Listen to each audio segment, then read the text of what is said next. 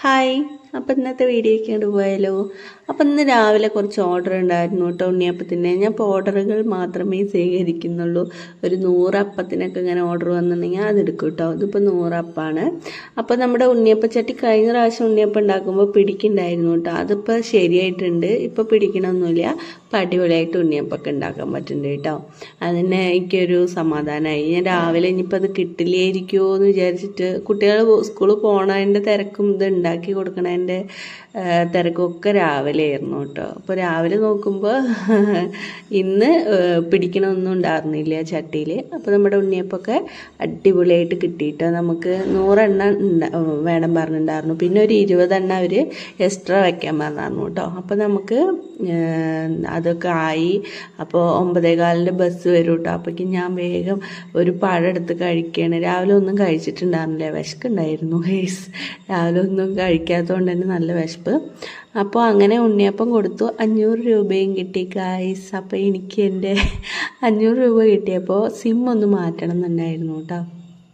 അപ്പോൾ ഞാൻ ബസ്സിൽ പോയിട്ട് കുറച്ച് അപ്പുറത്താണ് ഈ ഉണ്ണിയപ്പം കൊടുക്കേണ്ടി വന്നതായിരുന്നു. അത് കാരണം കൊണ്ട് ഞാൻ 9:15 ബസ്സിന് വേഗം ഓടിച്ചാടി കയറി. എന്നിട്ട് അവിടെ ഇറങ്ങി ഒരു ഇറക്കത്തിൽ ആണ് കൊടുക്കേണ്ടത് കേട്ടോ വീട്. അവിടെ ഇറങ്ങിയിട്ട് ഞാൻ വാണിയംകുളത്തേക്ക് നടക്കുകയാണ് ചെയ്തത്. അപ്പോൾ പോണ വഴിക്ക് നമ്മുടെ മുത്തശ്ശൻ്റെ ചെടികളും അപ്പുറത്തൊരു വീടൊക്കെ കണ്ടില്ലേ ഗൈസ്. അവിടെ ആൾ താമസമില്ല കേട്ടോ.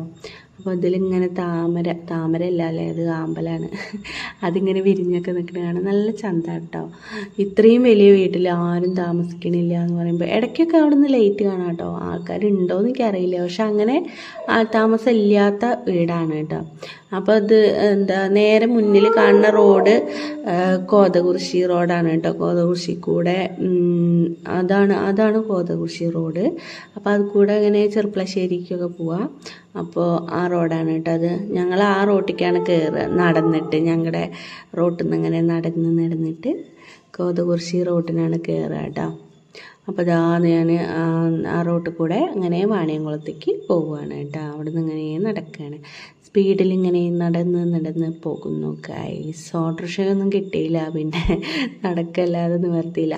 അപ്പോൾ ഇവിടെയാണ് കേട്ടോ ഈ ബസ് നിർത്തി ഇറങ്ങുന്ന കണ്ടില്ലേ, അവിടെയാണ് ഞാൻ ആക്സിഡൻ്റ് ആയത്. എനിക്കിപ്പോഴും ആ സ്ഥലം കാണുമ്പോൾ ഉള്ളിലൊരു പേടി, ഉള്ളിലൊരു ആന്തലൊക്കെയാണ്. എന്തോ ഒരു പേടിയാണ് കേട്ടോ. ഇവിടെയാണ് ഞാൻ വീണ് കിടന്നിറന്ന്. ഇവിടെ അടുത്ത് തന്നെ PK ദാസ് ഉള്ളത് കാരണം കൊണ്ട് എല്ലാവരും പാടെ വണ്ടിയിൽ കയറ്റിയിട്ട് വേഗം PK ദാസിക്ക് ഇത് PK ദാസാണ്. ഇവിടെ അടുത്ത് തന്നെയാണ് PK ദാസ്. ഞാൻ അവിടെ പോയിട്ടൊക്കെ വീണത്. അത് കാരണം കൊണ്ട് ആൾക്കാർക്ക് വേഗം ഹോസ്പിറ്റലിൽ കൊണ്ടുപോകാൻ പറ്റിയിട്ടോ. അപ്പോൾ അങ്ങനെയൊക്കെ ആ സ്ഥലം കാണുമ്പോൾ പേടിയാവുക. ഇപ്പോൾ വണ്ടി എടുക്കാൻ തോന്നണില്ല. ഇവിടെ ഒരു ഫുട്ബോളിൻ്റെ ടർഫൊക്കെ ഉണ്ട് കേട്ടോ, കളിക്കാനുള്ളത്, കുട്ടികൾക്ക് കളിക്കാനുള്ളതൊക്കെ ഉണ്ട്. പിന്നെ അതേപോലെ ഞാൻ നമ്മുടെ ചന്തയാണ് കേട്ടോ അത്. ഇന്നിപ്പോൾ ചൊവ്വാഴ്ച ആയതുകൊണ്ട് തിരക്കൊന്നുമില്ല അവിടെ, അങ്ങനെ ആൾക്കാരൊന്നും വന്നിട്ടില്ല. നാളെ ബുധനാഴ്ച ആകുമ്പോഴേക്കും ഇവിടെയൊക്കെ നിറയും കേട്ടോ, വണ്ടികളെയും കൊണ്ട് നിറയും. പിന്നെ വ്യാഴാഴ്ചയാണ് കന്നുകാലി ചന്ത കേട്ടില്ലേ, ഫേമസ് അല്ലേ, കേരളത്തിലത്തെ ഏറ്റവും വലിയ ചന്തയാണെന്ന് തോന്നുന്നു, എനിക്കറിയില്ല കേട്ടോ. കന്നുകാലി ചന്തയാണ് കേട്ടോ, വാണിയംകുളത്തെ കന്നുകാലി ചന്ത. അപ്പോൾ ഇതാണ് ചന്ത. അതിന് നേരെ ഓപ്പോസിറ്റാണ് ഞാൻ ഡ്രൈവിങ് പഠിച്ചായിരുന്നു കേട്ടോ. ഇതിലാണ് ഞാൻ ഡ്രൈവിങ് പഠിച്ചായിരുന്നു. അപ്പോൾ അങ്ങോട്ടൊക്കെ ഇങ്ങനെ ഒരു വീഡിയോ ഒക്കെ എടുത്തു. അപ്പോൾ ഇതിൽ നല്ല വലിയ സ്ഥലമാണ് കേട്ടോ, ചന്ത വലിയതാണ്. കുറച്ച് കൂടുതൽ കന്നുകാലികളെ അവിടെയൊക്കെ നിറയും കേട്ടോ. നാളേക്ക് നല്ല ആൾക്കാർ വന്നിട്ട് നിൽക്കാൻ തുടങ്ങും കേട്ടോ നാളെ തന്നെ. അപ്പോൾ ഇതാണ് നമ്മൾ മെയിൻ റോട്ടിലേക്ക് എത്തിയിട്ടുണ്ട് ഗൈസ്. ഇതാണ് ഒറ്റപ്പാലം പാലക്കാട് ഒക്കെ പോണ റൂട്ട് ബസ്. അപ്പോൾ ഞാൻ അങ്ങനെ അവിടെയൊക്കെ ചോദിച്ചു കേട്ടോ. മൊബൈലിൻ്റെ സിം കാർഡൊന്ന് മാറ്റാൻ വേണ്ടി പോയതാണ്. അപ്പോൾ അവിടെയൊന്നും ഇല്ല, പോർട്ട് ചെയ്യാൻ പറ്റില്ല പറഞ്ഞിട്ട് ഞാൻ നേരെ ഒറ്റപ്പാലത്തേക്ക് പോവുക. അപ്പോൾ ഞങ്ങളുടെ അവിടെ പുതിയ സ്മാർട്ട് ബസാർ വന്നിട്ടുണ്ട് കേട്ടോ. അപ്പോൾ അതാണ് കാണിച്ചു തരുന്നത്. അതേപോലെ സ്റ്റുഡിയോ വന്നിട്ടുണ്ട് ഞങ്ങളുടെ ഒറ്റപ്പാലത്ത്. ഇപ്പോൾ സ്റ്റുഡിയോ ഇറങ്ങിയിട്ടുണ്ട്. 5-6 മാസം ആവണേ ഉള്ളൂ കേട്ടോ. സ്റ്റുഡിയോ ഇതൊക്കെ വന്നിട്ട് 3-4 മാസം ആവണേ ഉള്ളൂ. അതുപോലെ ട്രെൻഡ്സും കാര്യങ്ങളൊക്കെ ഉണ്ട്. അത് കഴിഞ്ഞിട്ട് ഞാൻ അങ്ങനെ ബസ്സിൽ ഫുഡ് ബേ കഫേ കണ്ടില്ലേ, ഫുഡ് ബേ അതൊക്കെ ഉണ്ട് കേട്ടോ.